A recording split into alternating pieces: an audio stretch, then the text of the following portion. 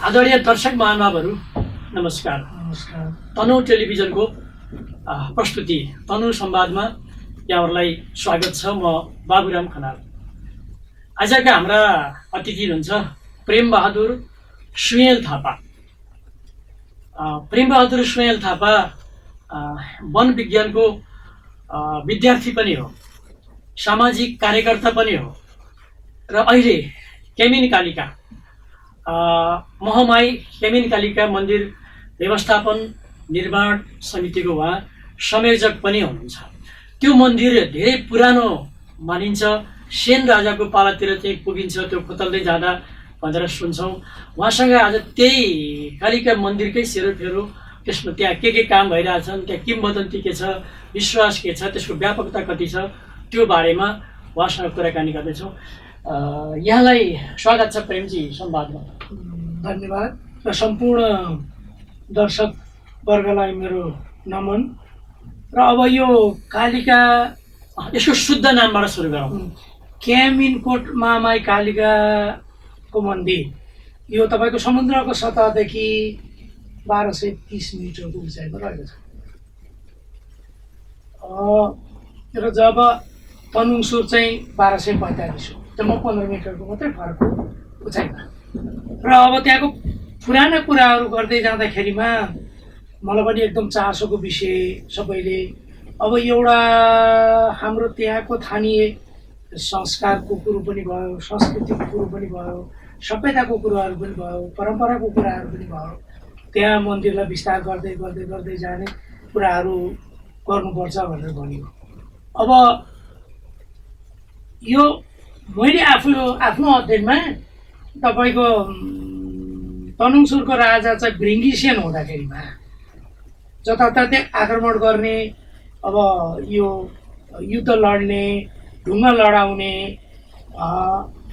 ढुङ्गा लडाएर दुश्मनहरूलाई लखेट्ने कुरा बस्ने ती कुराहरू थियो। अनि म एक दिन चाहिँ यसरी नै खोज्दै गएपछि त्यहाँ अलिकति मन्दिरको बाटो विस्तार गर्ने, त्यहाँ अब अहिलेको उसमा चाहिँ हेलिकप्टरहरू आउँदा सुरक्षित तरिकाले अवतरण गर्ने ठाउँ, बाल उडान, अब त्यसलाई नेपालीमा भनौँ, अङ्ग्रेजी शब्द प्रयोग नगरौँ होला सकेसम्म। अनि पार्कहरू, अनि त्यसको वनभोज खाने ठाउँहरू बनाउने क्रम डोजरहरू लगाउँदै गएको। एक ठाउँमा डोजर लगाउँदा चाहिँ तपाईँको त्यो बेलाको त्यहाँको कमान्डर, त्यहाँ एउटा ठुलो के अरे ऊ छ, के त्यो टनेल छ, त्यसलाई के भन्ने नेपालीमा, त्यो एउटा पुलेसो जस्तो छ, वरिपरि रिङ छ, गोली नलाग्ने, ढुङ्गा लडाउनु मिल्ने, दुश्मन फाल्नु मिल्ने, लखेट्न मिल्ने, मार्न मिल्ने, त्यो खालको एउटा तपाईँको चाहिँ नि सुरुङ जस्तो छ।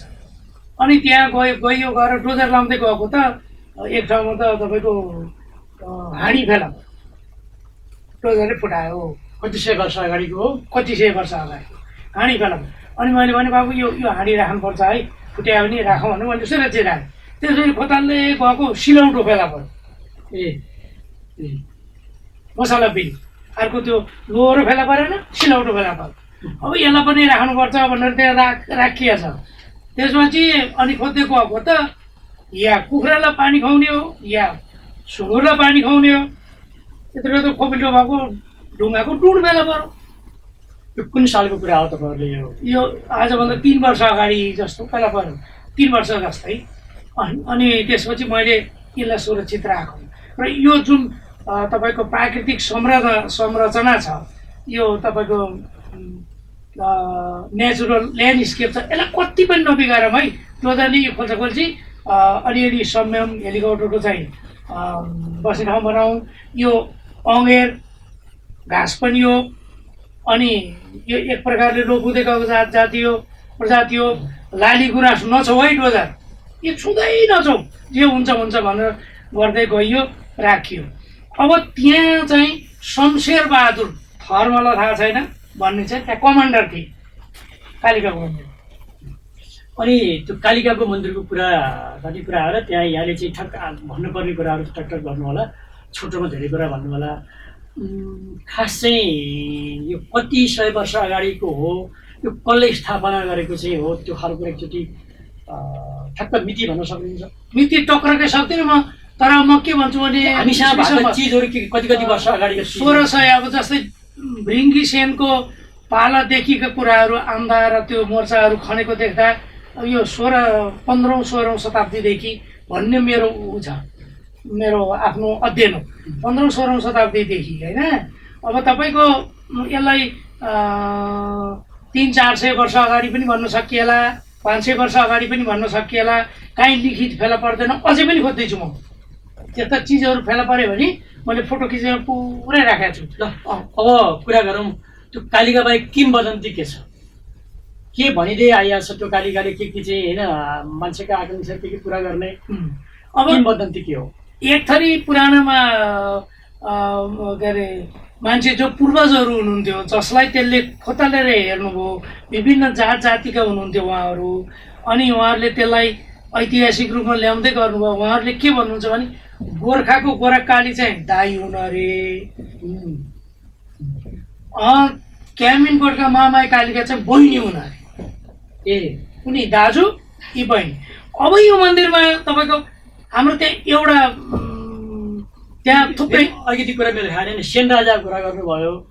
सेन राजाको राजा, सेन राजा भन्दा त द्रव्यशाह खलक त गोर्खा त पुगिसकेका थिए। त्यो कसरी त्यस्तो भयो होला?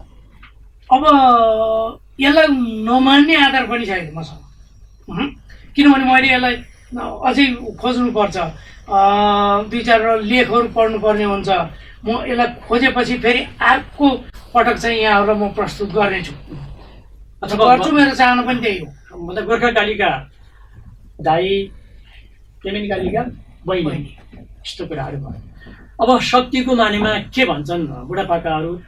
अब यो शक्तिको कुरामा बुढापाकाहरू के भन्छन् भन्दा पहिला चाहिँ यो के अरे पानी परेन, ल त्यहाँ चाहिँ नि पानी परेन भने अब त्यहाँ चाहिँ पूजा गर्नु पर्यो। अनि त्यसपछि आएर चाहिँ नि त्यसलाई के भनिन्छ, अनि यो पानीले छेपाछेप गर्ने, रुजाउने, के जलधारा दिने, जलधारा भनेर भनिन्थ्यो। अब त्यो पहिला पनि गर्दै आउनु भएको थियो। र जब मैले यसको बारेमा चासो राख्न थालेँ, म व्यवस्थापन समिति, संरक्षण समितिमा बसेँ। अनि हामीले त्यसलाई तामाको छानो हाल्ने सिलसिलामा काम गरियो। अब त्यसमा धेरै ठुलो रकम खर्च पनि भएको छ, स्थानीय व्यक्तिहरू प्रशस्त सहयोग पनि भएको छ। तामाको छानो हालियो, छानो हालेको भोलिपल्ट यसरी त्यो दिन बेलुका पानी पऱ्यो। तपाईँको त्यो एरियामा पानी पऱ्यो, मकैलाई ठिक भयो, अरू ठाउँमा चाहिँ असिना समेत। यहाँले निर्माणको कुरा गर्नुभयो, अरू पछि गर्नु त्यो यो हालसालै निर्माणमा त्यो छाना छाइदिने को त्यस्तो आध्यात्मिक महानुभाव हुनुहुन्छ बताइदिनु न। सबै सम्भव नहोला तर केही होइन, यो यो यो यो होइन। अब यसलाई चाहिँ पहिला कुरो मन्दिरको वरिपरि, मन्दिर परिसरमा पुरातत्व विभागले, रामसापत काठमाडौँ पुरातत्व विभाग, त्यहाँको पुरातात्विक सम्पत्ति नियमित बजेट आउँछ पुरातत्वबाट? त्यस्तो होइन, नियमित आउँदैन। तर त्यो मन्दिरको जुन खालको अवस्था छ, जीर्णोद्धार छ, त्यसलाई उत्थान गर्ने कुराहरू, त्यसलाई मर्मत गर्ने कुराहरूमा चाहिँ पुरातत्व विभागले एकदमै चासो राखेको छ। र प्राविधिक मान पनि आउनुहुन्छ। अनि तामाको छानो हाल्न प्राविधिक कुराहरू सबै उहाँहरूले गर्नुभयो। अनि सबै कुराहरू र त्यसपछि त्यो सुरु भयो। अब आएर उहाँहरूले के भन्नुभएको छ भन्दाखेरिमा, तपाईँले राम्रो गर्दै जानुहोस्, हाम्रो सहयोग रहन्छ, हामी अगाडि बढ्दै जान्छौँ। अब यो आर्थिक सहयोग होला कि प्राविधिक सहयोग मात्रै होला कि अहिले भन्न सकिने अवस्था छैन, हामी सहयोग जुटाउँछौँ, उहाँहरू अगाडि बढ्दै हुनुहुन्छ। मलाई हालसालैका सहयोगी महानुभावहरूको केहीको नाम भनौँ न, थोरै केहीको नाम भनौँ न। अब यो स्थानीय मान्छे, काठमाडौँ बस्ने मान्छेहरू, कता कता बस्ने मान्छेहरू, यो त धेरै कुराहरू छ। अब हामीले त लगभग 21 लाख रुपियाँ चाहिँ तामाको छानो 3टा मन्दिर छन् त्यहाँ, त्यसलाई व्याख्या गर्दा धेरै समय लाग्ला।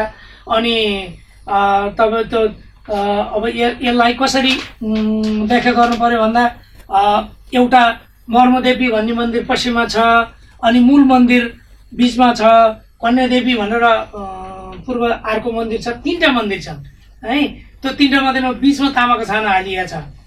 अनि अब त्यसको परिसर बनाउने कुराहरूमा पनि हामी धेरै अगाडि बढ्यौँ। अब हेरी मन्दिरहरूलाई सहयोग गर्दा 21 लाख रुपियाँ हाम्रो खर्च भएको छ र विशेष गरेर त्यहाँ गुरुङ समुदाय अमेरिका हुने, बेलायतमा बस्ने, विभिन्न देशमा बस्ने, पोखरा काठमाडौँ नेपाल अधिराज्यमा बस्ने उहाँहरूले कसैले 1 लाख रुपियाँ, कसैले 1.5 लाख रुपियाँ यसरी दिँदै जानुभएको छ। उहाँहरूलाई हामीले सम्मान पत्र दिइसक्यौँ। 3 प्रकारको सम्मान पत्र दियौँ, जसलाई मायाको चिन्यो भनेर बोलाएर सम्मान कार्यक्रम नै गरियो। त्यसो भएर व्यक्ति तोक्नुभन्दा पनि अब तपाईँको हरेक बौद्धिक क्षेत्रका साथीहरूले सरसल्लाह दिने कुराहरू भइराखेको छ। मैले यहाँलाई अब अघि सभ्यताको कुरा यहाँले अलिकति गरिहाल्नुभयो। सभ्यताको कुरा गर्दाखेरि हाम्रो त्यो अब क्याबिन कालिका त्यहाँ पञ्चबली दिइन्छ होला, त्यो मन्दिर सबैको हो भन्ने कुरालाई के गर्नुपर्छ? हाम्रो जुन छ नि एउटा होइन, हामी यो ठुलो सानो के भन्छौँ नि, यो मानेमा यहाँहरूले सबैको मन्दिर बराबरी हो, तपाईँ जतिको आधुनिक मान्छे, हामी जतिको आधुनिक मान्छेले त्यसलाई बराबरी हो भन्ने कुराको ग्यारेन्टीलाई के गरेका छौँ र के गर्न बाँकी छ? अब यस्तो छ, विशेष गरेर कार्यक्रम हामी दसैँमा सप्तमीको दिन गाजा बाजासहित फुलपाती भित्राउँछौँ। त्यो दिन हामीले मन्दिरको अगाडि 3वटा मन्दिरको अगाडि काठी काटेर दुर्गा देवीलाई चढाउँछौँ। अष्टमीको दिन हामीले चाहिँ पाठो काट्छौँ। अनि अब नवमीको दिनमा त्यसपछि तपाईँको हाँसको फुल, राँगो, सुँगुर, पाठो, परेवा 5वटा काट्छौँ। दशमीको दिनमा बलि दिने भनौँ न, 5वटा बलि दिन्छौँ होइन। दशमीको दिन विसर्जन भनेर पाठै काटिन्छ। सप्तमी, अष्टमी, नवमी, दशमी 4 दिन यसरी हुन्छ। अनि त्यहाँ पञ्चेबाजा छन्। पञ्चेबाजाहरू दशमी के अरे दसैँमा चाहिँ त्यो सम्पूर्ण त्यो के अरे तपाईँको राँगाको पाडाको मासु, सुँगुर आदि इत्यादि दिइन्छ। त्यसपछि तपाईँको त्यहाँ कटुवाल छ, लोमाइको पूजा भनेर कराउँछ। मैले भन्न खोजेको त्यो मन्दिरमा सबैलाई जाने बराबरी सामाजिक हैसियत छ कि छैन? एकदम बिल्कुल छ। अब यहाँनिर तपाईँको फेरि लामो व्याख्या के हुनसक्छ भने हामी कुनै पुजारीले, कुनै योगीले, कुनै महात्माले गाईको दुध नदीमा बगाउँदा चाहिँ टाउको दुख्ने, तपाईँ टाउको दुख्छ। तर नेपालकै कुरा गर्दा राजनीतिलाई बाहिर राखेर कुरो गरिरहेको छु, मैले धर्मका कुराहरू गरिराखेको छु। जिउँदै मान्छे खोलामा बगाउँदा, मान्छेलाई खोलाको रगतमा बगाउँदा, मान्छेको रगत बगाउँदा, जिउँदै बगाउँदा, लास बगाउँदा हाम्रो विवेक कहाँ हुन्छ हेर? अनि अब आयो धर्मको कुराहरू त ब्राह्मण क्षेत्री वैश्य सूत्र भनेर पढायो। अब यिनलाई सनातनभित्र राख्दा सबैलाई जाने अधिकार, तर मन्दिरमा म जान पाउनुपर्छ, तर जुत्ता लाएर चाहिँ आइन। त्यो त केही कुरै भएन र सबैलाई बराबरी छ। त्यसो भएर हामीले सुँगुर पनि पूजा गरिन्छ। जो जसले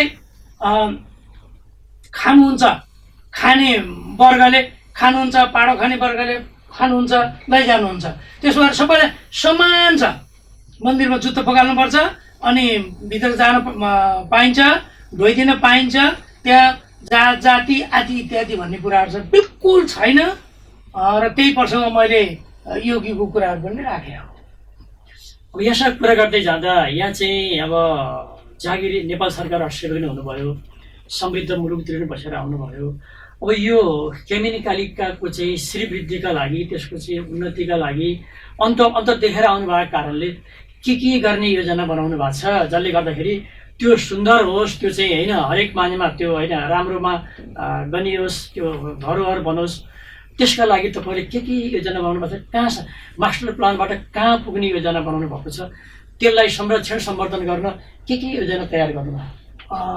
अब यो तपाईँको म सचिव हुँदाखेरिमा पूजा व्यवस्थापन र संरक्षणमा यसको मास्टर प्लान विस्तृत परियोजना भनेर अब यो डिपिआर बनाउनलाई तपाईँको जिल्ला विकास समन्वय समितिका अध्यक्ष शान्ति रमणजीहरू लगायतका साथीहरू, माननीय सांसद अशोकजीहरूको भन्न चाहिँ मैले गण्डकी प्रदेशमा दर्ता गरिसकेको छु।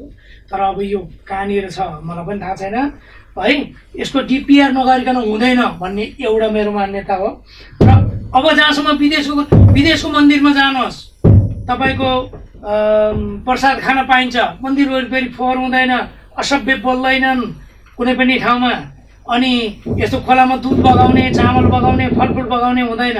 तर धर्ममा अब तपाईँ पशुपतिनाथमा हेर्नुहोस् त, पशुपतिनाथको पछाडिको बागमती जीवन्त एउटा बेहिसाबको जन्म पाउनुभयो, जान्नुहुन्छ, बेहिसाबको बही खाता हो। धर्म किन गर्नुहुन्न तपाईँ र किन समान हुँदैन? सबै जाऊ, सबैले अगाडि बढ्छ, आत्मआलोचना गरेर जाऊ, अनि आत्मआलोचना गर्नु सिक, त्यही हो धर्म। यहाँले चाहिँ त्यो मैले फेरि कुरा गरेँ कि चाहिँ काम यहाँहरूले चाहिँ कति वर्ष योजना होला, कति वर्षको होला, त्यहाँ के छन् र के बनाउँदै हुनुहुन्छ र ती चिज बनाउनलाई के कति चाहिँ स्रोतको आवश्यकता पर्छ?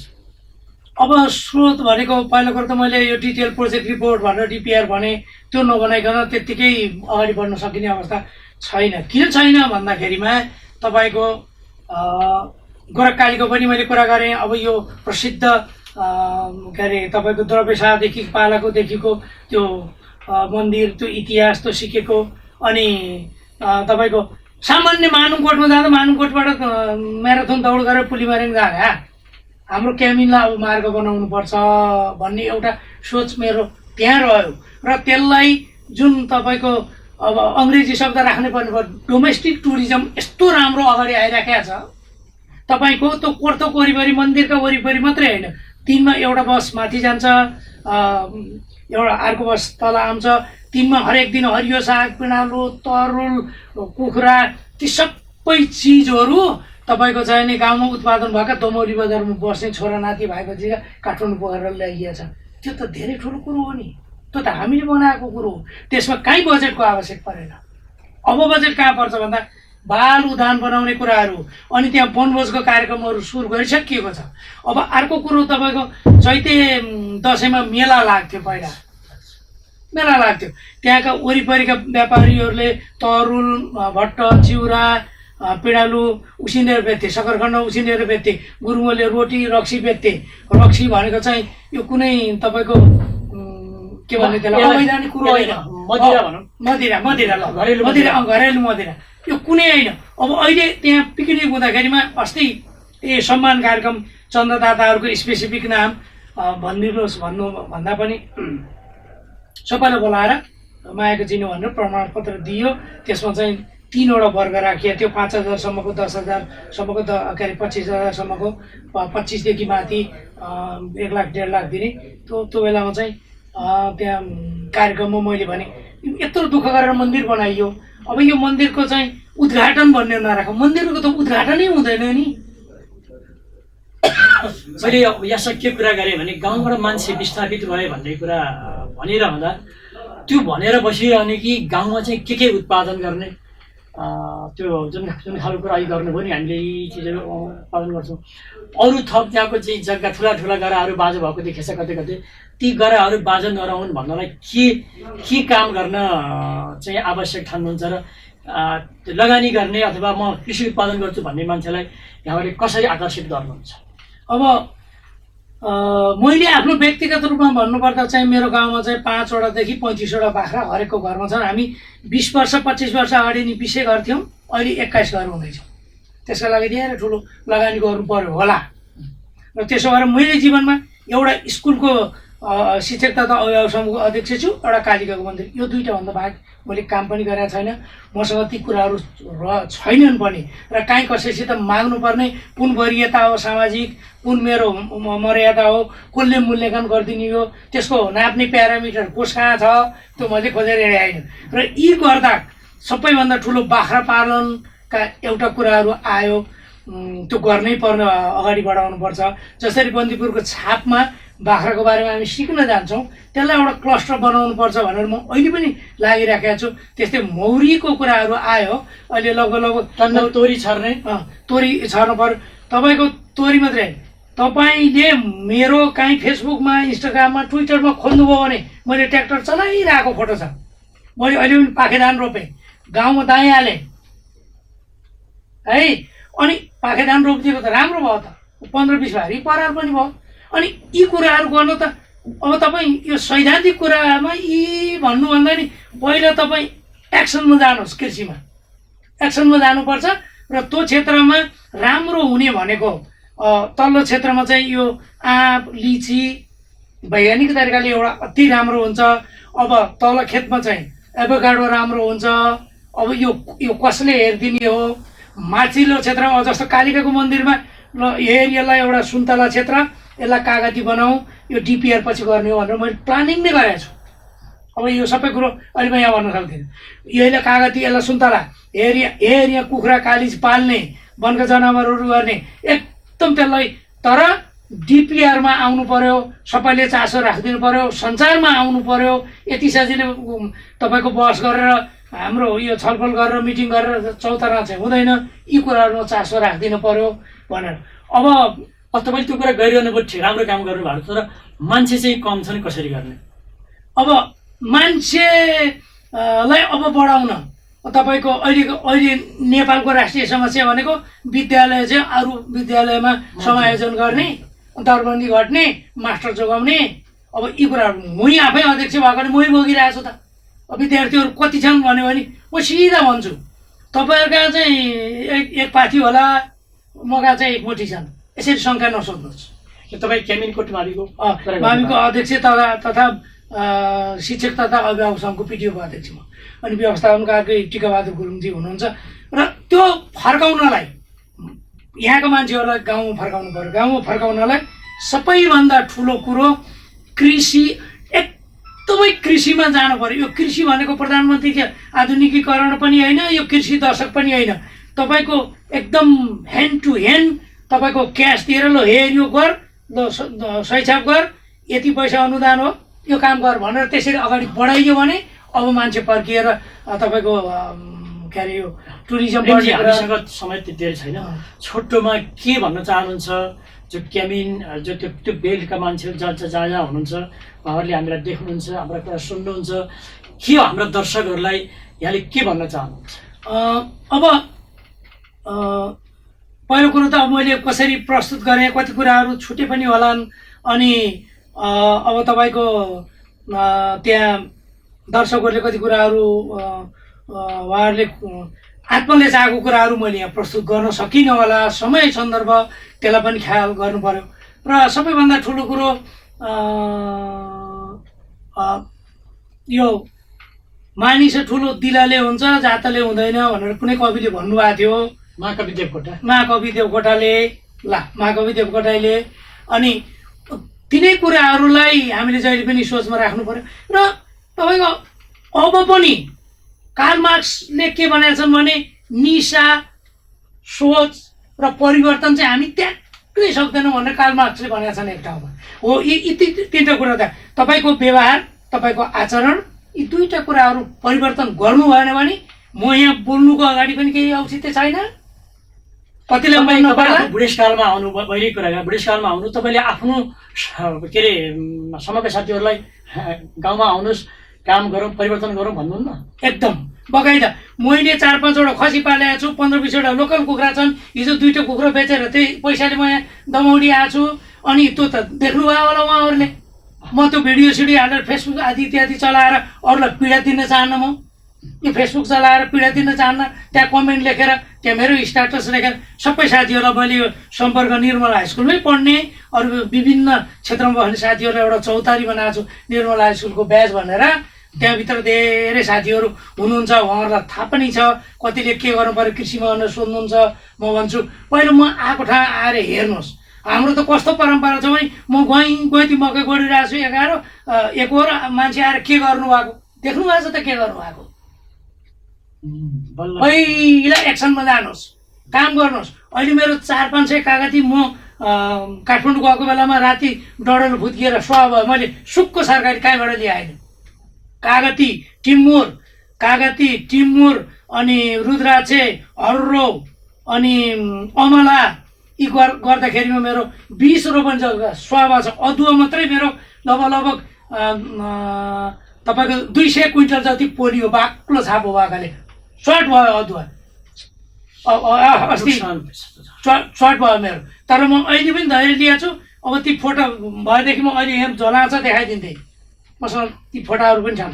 तर म कहिले पनि त्यो तपाईँको चञ्चल भएन। हिजो पनि ट्र्याक्टर जोतेर अनि अझै अदुवा थप्छु भनेर लगभग 3-4 रोपनीमा अदुवा लगाएको छु मैले। अहिले अदुवा बेचेको छु, कुखुरा बेचेर पैसा आएको छ, हो त्यो व्यवसाय सुरु गर्नु पर्यो। समय संवादका लागि त्यसरी अगाडि बढिदिनु पर्छ आउनुभयो। साथीहरू। यहाँले चाहिँ बुढेसकालमा गाउँमा आएर चाहिँ काम गर्नु भएको छ। यहाँलाई चाहिँ त्यो अभियानमा अरू साथीहरूले होइन साथ दिनुहुनेछ। यहाँले चाहेको बुढेसकालमा गाउँमा आएर गर्न खोजेका कुराहरू चाहिँ पुरा गर्ने खालको लक्ष्यमा हुनुहुन्छ। सङ्घर्ष गर्नुभएको छ, थाक्नु भएको रहन्छ, नोक्सान भएर पनि विचलित हुनु भएको रहन्छ। त्यसको लागि धन्यवाद। धन्यवाद। सम्पूर्ण श्रोताहरूलाई पुनः नमन। आदरणीय दर्शक महानुभावहरू, आजको हाम्रो यो संवादको समय सकिएको छ। अर्को कार्यक्रममा यहाँहरूसँग भेट्ने बाचा गर्छौँ। नमस्कार।